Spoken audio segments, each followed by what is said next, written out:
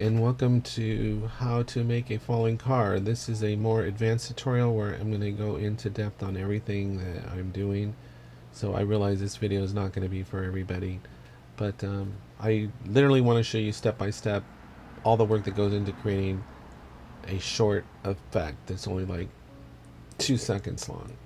So first, to start, we need our footage, right? So if you right click and drag, we can go video only, and there we go. So the first thing we need to do is we need a car to fall, and it's going to be this car. This shot wasn't really meant to be for a falling car effect, but I'm going to use it anyway.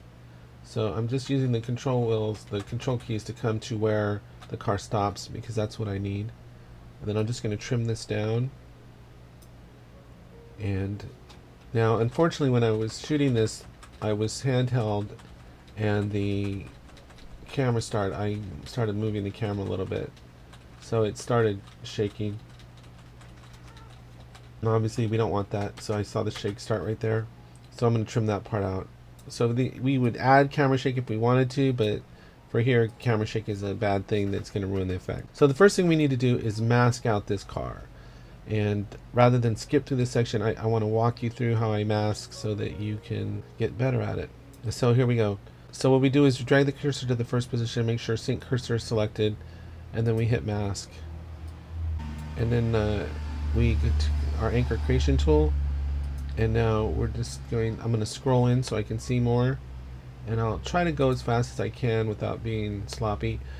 Straight lines are actually pretty easy to do because you just click and it's a straight line. So straight lines are awesome, and you just click along the straight lines. Where you get into the issue is with the curves, or more complicated curves. So here we're just clipping along. Some of this, when you come to like fine details, like I'll show you, like this part of the car, I don't know that I would leave that on there. I don't know that that's worth saving.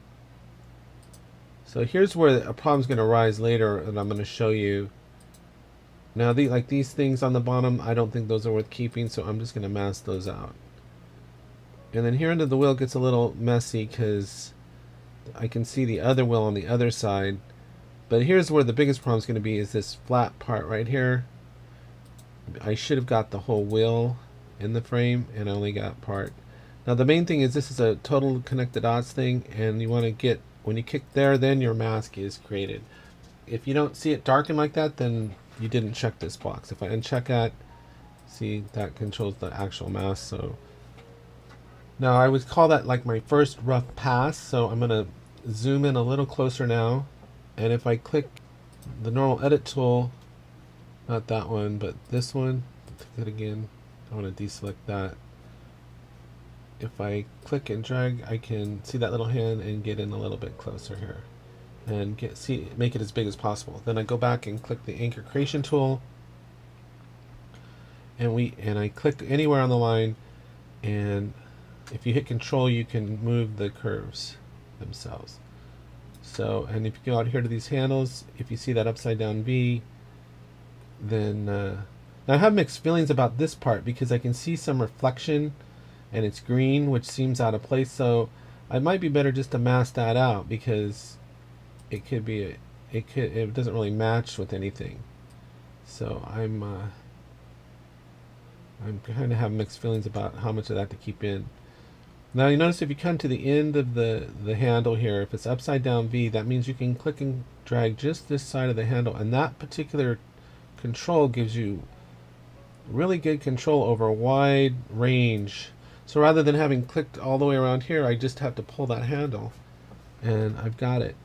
And if you just click on the thing, once the handles come into place, it adds a natural bend. So sometimes that natural bend, see, like right there, it's an angle. If I click it again, it bends it. And sometimes those bends are better than the hard angles. Everything's looking okay. So if I click on there, there's the handles, and I hit control, I can pull that up and line it up real nice. And there's my tangent control. Here on the back end, let's see, if I just hit control, I can pull that whole curve in, that whole anchor point in. And I'll be now I see a little light shown in there, so if I just click here, I can pull that up. If I click, see how it's curved? Come to here, I can curve that in. That's still showing some light in, so let me pull that back a little bit.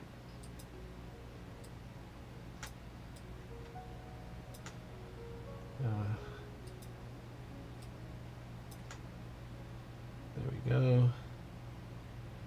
And let me try to pull this down. So it's pretty hard sometimes to get into some of these tight areas.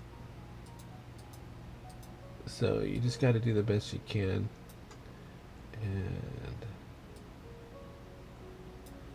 yeah, so we're going to be feathering this as well. And that should make up for any other issues that we have. So what we're going to do is we're going to come into feather type.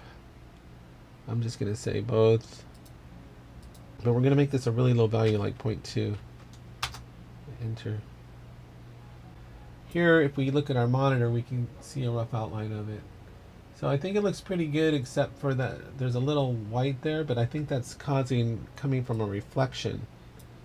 But what we could do is, if I click here, right on the anchor point, and click again, I can click and, oops, I can pull that up. And if I look back over here, it looks a little funny there, so let me,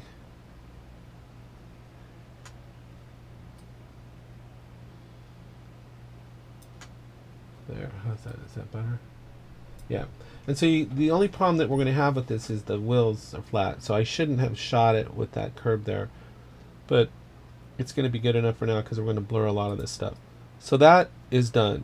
The main car is done. So what I can do is double click here and just call this main car and hit enter, and I've got that track done. So now what I want to do is if I right click on this, I can duplicate the track, and I've got two of them. So now this one, I'm going to come up here. This one's called copy of main car. So what I'm going to do is drag that up to the top. I'm going to double click on that, and I'm going to call this chassis and hit enter. We're going to go back in here to our pan tool. So I don't have to rebuild Rome, but there is a lot of, this isn't really a mass that I can reuse that much. So I could have just started from new and probably gone just as fast, but I've got way too many anchor points. So I can get this tool, the remove anchor, and just click away and get rid of a lot of these, because we don't need a lot of this points. So, but I'm trying to save myself some work here. So that's all good. I don't need that one. I need that one. That one's probably don't need that one. That one. That one. And hopefully this will make more sense in a minute what I'm doing with this. Okay, so I'm gonna come over here and click the normal tool, and if I hit Control, I can, oops, I accidentally made an extra point when I clicked. So if I go back here and I hit Control, gosh, it's tricky. I can pull this whole line down. And what you should do is try to put your mask along lines so that, and then what I'm going to do here is click this one and drag it up here. And now if I double click on it, those handles appear, and I can make I'm trying to just select the chassis of the car. And there we go. And this one I can hit Control and move it up here. Click on it again. There's my handles. And I can just grab that there. And I can just grab this one here. And this seems a little, I need to add a point here, so I'm going to add a point right there. And I'm going to click and drag that over here. Click on that. Yeah. So we just want this part of the car, and this will make more sense later. So we're done with that. I'll leave the feathering as is on that. So we've got our chassis. So if I hit R, I can just solo out what I've got. So there's just the chassis. or the side of the car. That's the car, which you can't see. So now we just need some background. So I'm going to go back to my original clip. I'm going to right click and drag it down to the timeline across video only. And what I need here is just some clean background. So that was the first part of this shot right here. So that's more than enough right there. So I'm going to click there, hit S to split, delete this. And one good thing about Vegas is it kind of knows what you want. So if I drag this down to this blank area, it automatically creates a video track for me, because it sees it coming and knows that's what I need. So now if I play this from the front, oops, is that, wait a sec, what happened there? Let me do that again. I must have made a mistake. I'm going to right click and bring this down, video only. I just want the first part. I don't know what happened. So let's see, right about, it's only like 6 or 7 seconds in it. So I'll stop right here. I'm going to split this, delete this, and then I can just drag this over, and then I'll just trim this to line up with the others. Now if we play what we got, it's just a guy sitting in a car, right? But it's actually 3 separate layers, right? So we've got our chassis, our main car, and if I double click here, we've got the background, and I hit enter. And that's the main thing I need. Now I'm going to add another track later, and audio could go down here if you wanted audio. So now we get into the more of the falling car effect, now that we have everything that we need. So I don't know how long that took, but it probably took about 20 minutes to do that, to mask those 2 things out. But that's the way it goes. So let's start with tracking the car, the main car first. So what we're going to do is we're going to come over here on the track level. So we click on the track and we're going to go into track motion. Now I spent some time mapping this out already. We're going to go to the first position. So I don't want to tell you how many times I had to do this to get this right, but basically to get a car falling, it needs to come down. If you think about it, it's going to come down and have one big crash, like boom, and then maybe one more after boom, if you want to call it that. But if you were to drop a car, it's not going to keep bouncing and bouncing and bouncing. It's going to come down and crash, boom, and then maybe have one more boom after that, and then the shock absorbers take over. So it settles out. I tried it with the car going up and down several times, and it didn't look realistic at all. So if you think about it, we're gonna need it to come in and go boom, and then kind of come back and do like a little less of a boom. So you'll see as we go. So right now, the car is on the it's on the ground. It's at the 0 position, and we're at our first keyframe. One of the things you can notice is if you look over here, you can see 0, 0, 0 is our keyframe. So what we want to do now is if we click here, keep an eye on the position. So what we can do is just come here. If I click on this and pull up, the car goes up. And I just want to pull it till it's out of frame. Now you see the chassis still there, but I'm going to keep that there just as a reminder that it's there. So you notice when I moved it up, I didn't move it straight up, and I moved it on the x-axis. So I don't want to do that. So I want to click on there and go 0. I just want to move it up on the y-axis. So keep an eye on that. So it was 820, got it out of frame. Now, if I come over 6 frames, I click on this track, and I go 1, 2, 3, 4, 5, 6. If I look over here, you notice here we're on our 6th frame. So that's one way you can keep track of where you are. So on the 6th frame, I want the car from the 0 frame to the 6th frame, which is probably about a quarter of a second, I want the car to fall back down. So what I can do is just come in here and hit 0. And that's on the Y position, telling it to come back to 0. So I hit enter, and the cars come back down. So that's our car falling. Now, the car, now that I think about this, if you think about a falling car, it would probably go beyond 0. It's not just going to land on the ground. So I want it to have a little more punch than that. So actually, on second thought, what I'm going to do is I'm going to change this to -10, because it's going beyond the earth, let's say. So I want it to really have a sinking feeling.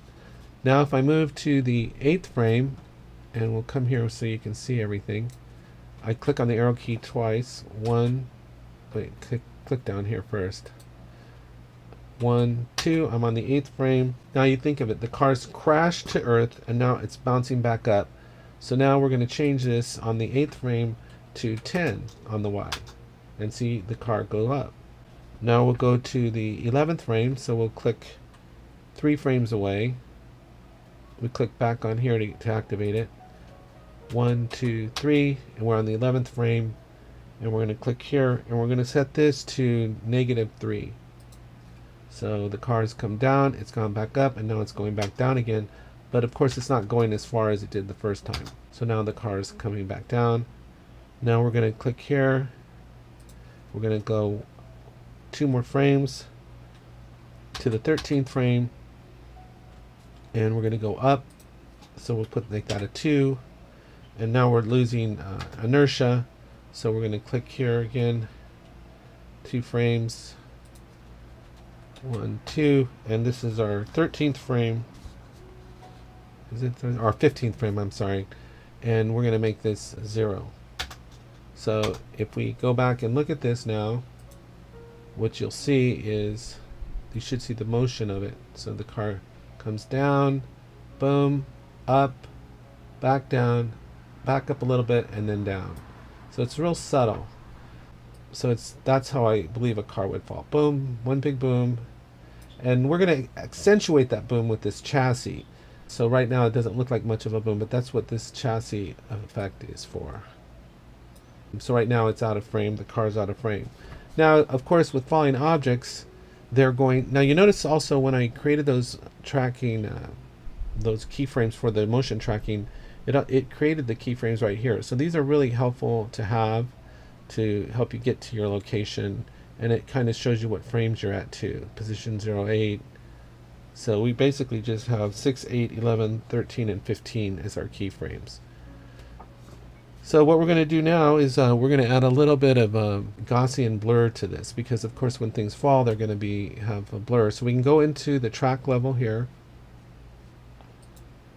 and we're going to choose the Gaussian blur and go add. Okay, this is for our first frame, so we don't want any horizontal blur, so we just want vertical blur, and I press this to start adding keyframes. So right now this is so big, it takes up so much space. This is going to be adding it on the track level, not the event level. So this effect affects the whole track, not just this clip. So anyway, we have this down here, and we can see we're in the 0 position. So we want to start our blur with, let's say, and again, less is more here. So all I have to do is click in here. It's easier just to enter the number, but a very little blur would be 0.025. That's just a nice a little bit of blur. Then if I come over here on the track level and I click here, I have to zoom in here, but see, it's moving my position. I clicked here, and now it moved over here because you can't, the cursor is synced.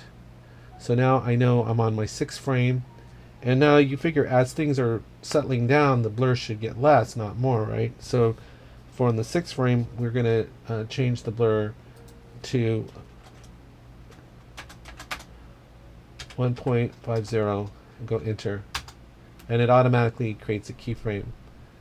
Now we can click down here. We can click here on the little dot, and it moves us over exactly where we need to be. And this is going to be even less blur. So the blur is getting less each time. So this one's going to be 0.075, and hit enter. Then we click down here, and eventually the blur's got to stop, right? It's not going to stay blurry. So on the 11th frame, I have it that the blur stops. So we go here 0.00 and enter, and then we have our keyframe set for our Gaussian blur. Now while I'm at it, I should jump back into here and show you one other thing, is that you can set the type of keyframe it is. So the very first keyframe, you can set the type, and you can right click on it, and I'm going to say that's sharp because it's falling. And smoothness I always think should be at 100. I don't know why you would ever want it at anything less than 100. And then if I click just these next 2 keyframes, this one, and hold shift, I can set these as fast because that's when it fell out of the sky, and again the smoothness to 100, because these I feel like are the most important keyframes to set with regard to that. And then the last, as they're slowing down, I think these should all be slow. And again, the smooth to 100. Now it doesn't look like it copied over, so this one I'm gonna just have to set them all individually. So that was fast, smoothness 100, and the same with these.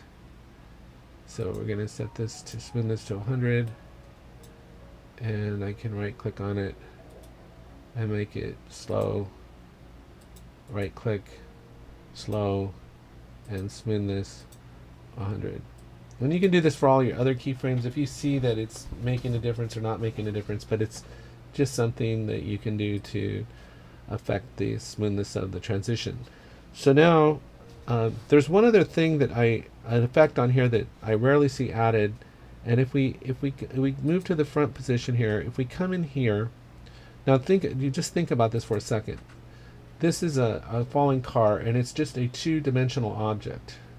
Of course, there's things that make us think it's 3D because of parallax, foreground, and the size of objects. We infer the third dimension, but this is really a two-dimensional, especially this is a two-dimensional object. So what we're going to do, if there's a function called layer dimensionality. So I wanted to talk about that real quick. Let's go into the compositing on the track monitor main car. We go to custom, and then we go to layer dimensionality, and we go add, okay.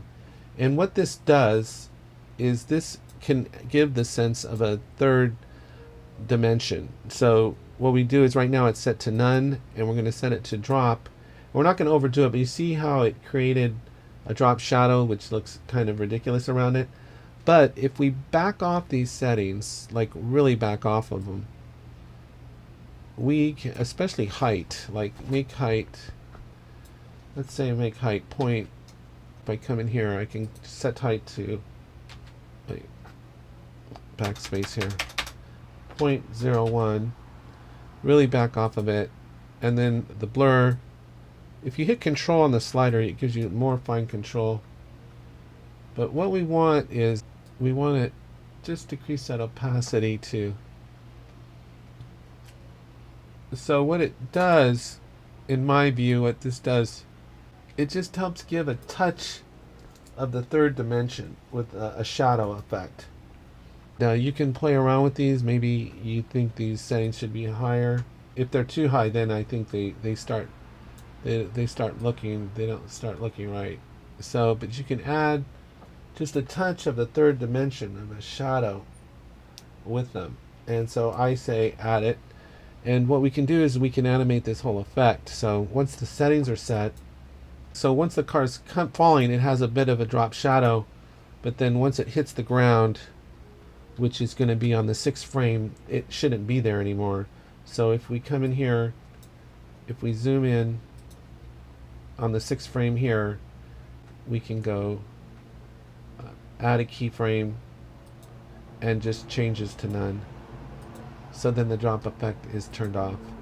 So while it's falling, it's got a little bit of the drop shadow effect, but then when it hits the ground, it's gone. So now we're done with the main car layer, which is the main part of the effect.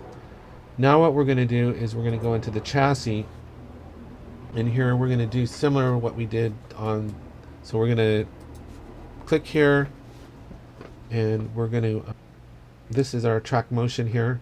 So again, we can go to these keyframes here, because this is what we know we need. So this is where the car hits the ground, and we've got the chassis. So what we're going to do is the car's hit the ground, and it's hit the ground hard. Similar, we're going to come up here to Y, and we're on the 6th frame. We're going to hit, here we're going to make this -35. And watch what happens. See how this really bottoms out there by having the chassis there? And of course it's not blurred yet, so it doesn't quite blend in. But if you think again about a car flying, when it comes down, it's really going to smash hard. And so by having this separate piece, it really makes it look like a part of the car has really gone down, even though it only happens in a flash. Then we come right here, and we want to go to, let's say, the 8th keyframe. So that's going to be right here. So now it's hit, and it's going to come back up, and you can see the disconnect there. So for here on the Y, we can change this from -35 to 20. and you can see how it's come up. It's like it's gotten raised, and then it's gonna end on the 11th keyframe. So if we click here, this is our 11th keyframe, then we're gonna go to 0. So it's just a nice way of accentuating. Now again, like we did on the other effect, we're gonna have to add Gaussian blur on this. Close out of this, and we've got our keyframes already set. So what we're going to do is, if I click there and come in here to track effects, I'm going to go to Gaussian blur, go add, okay. And what I'm going to do on this is I'm not going to have any click this. We're not going to have any horizontal blur, and all I'm going to do here is I'm just going to add 0.01, and then that can hold across the whole effect, because what we're going to do is this effect isn't going to last very long. So what we're going to do is we're going to come to this clip and trim it down to here, because that's where the effect ends.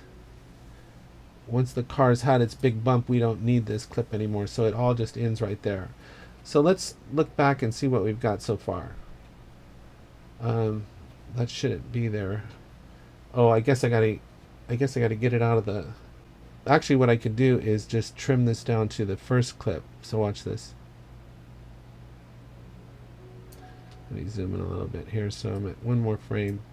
Okay, so this is just going to pop in and out when the car comes. So watch this. So this is frame 1. Here's a car falling, and you can see the problem we're going to have with the wheels here, right? But I'll get that at the very end. 2, it's blurring. 3, it's still on the way down. 4, 5, 6, it hits. Right, 6, and yeah, so there's a 5, 6, and it's really bottomed out there, and now it comes back up, really comes up right there, and then it goes down, just up and down just a little bit, and the blur is all gone. So that's primarily our whole effect there. Now, to take this to another level and really try to give it a sense of realism, you'll notice on our base, if we mute these two tracks, you'll notice on our base plate or our clean plate, there is no shadow. So what I'd like to do is I'd like to go in and add some shadow. So what I'm going to do for that is I'm going to hit Shift Control Q.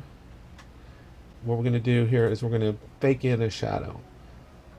I'm going to drag this solid color down to the timeline, and the shadow's not going to need to come in, just like the chassis didn't need to come in until the actual bump effect was needed. This doesn't need to come in until the car starts coming into frame. So what we're going to do here, and this is just being creative. So the car first comes into the frame here, so that's maybe when the shadow could start. So we're going to come in here and drag that to the cursor point there. I'm going to drag my loop all the way to the beginning right now. And then what we're going to do is, this is pretty easy. We're going to just trim this down to the end of our clip right here. And we're going to come here and we're going to click on masking tool. So we'll make sure we're in the first position, cursor set, mask. And what I'm going to do, it's hard to see. You can't see anything right now. So what we're going to do just to get this started is I'm going to reduce the opacity on this clip so I can see through to where the car is coming in. Now what I'm going to try to do is approximate the best I can where a shadow would fall. So what we're going to do here is I'm just going to do this with anchor points, but let's say the car is there.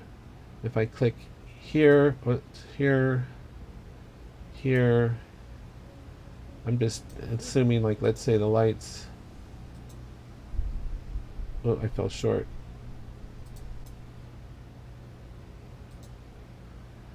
I've got to get rid of this point here. I accidentally added a point I didn't need. Okay, so the car is falling from this direction. Let's assume the light's over here. So maybe what we're going to do is, it's not going to be across the road, but maybe the shadow would start somewhere there. So what I can do is just click on these and these points here. Oops, I accidentally had the deletion tool on. So now I'm just going to click and drag these based on where I think the shadow might be falling. So I'm just hitting Control to resize this. And then of course what I'm going to do is I'm going to we're definitely going to be feathering this thing in a big way. So let's just do that right now. I'll drag the feather up when that's too much. And this is just a subtle little thing that you can do to add some effect. So we have opacity. Oh, I should mention, because I have the opacity reduced, you can't really appreciate it. But now that I have it there, so you can see that's way too dark, right? So here I can reduce the opacity. I don't need the opacity reduced on the clip anymore. So we're gonna, and so what you would think is that maybe the shadow would be bigger in the beginning and less at the end. So let's make this, drag this out and make this bigger, this shadow. It'd be, you'd think it'd get bigger and it would get maybe darker, a little darker. So maybe let's say that's it, but maybe that's a little too dark. So there, I mean, there's no right or wrong to this. I mean, I feel like I'm going to reduce the opacity again. So hitting, I think it would get darker. So there it is. And then what we're going to do, whoops, we're going to go to our next motion down. We're going to hit for one frame ahead here. So we'd expect the shadow to change as this thing's falling, right? So if I go back a frame, let's hold on. So if I go back a frame, it's hard to get everything on the screen at one time here. I don't, that's too short. Okay. So let me just do it. Let me go from the top here. So I'm trying to click on my keyframes. Okay, so here's the first keyframe. We go back. Here comes a car, and it comes again. So the shadow should move, and I'm going to say that the shadow should move toward it. So if we click on this normal edit tool, what we can do is we double click and click again. If I right click and go select all, you'll see this tool comes up, and then what I can do is I can move this. So I would expect the shadow to move toward the car a little bit and maybe get a touch darker. So we're going to do that, and then we're going to move it ahead a frame here. We're going to come back down here and we're going to click forward a frame, and so we're going to move that again. Maybe not into the street. So I think that this would actually be getting a little bit more narrow. Oops. I accidentally added a point there I didn't want to add. So if I control, I can drag this in.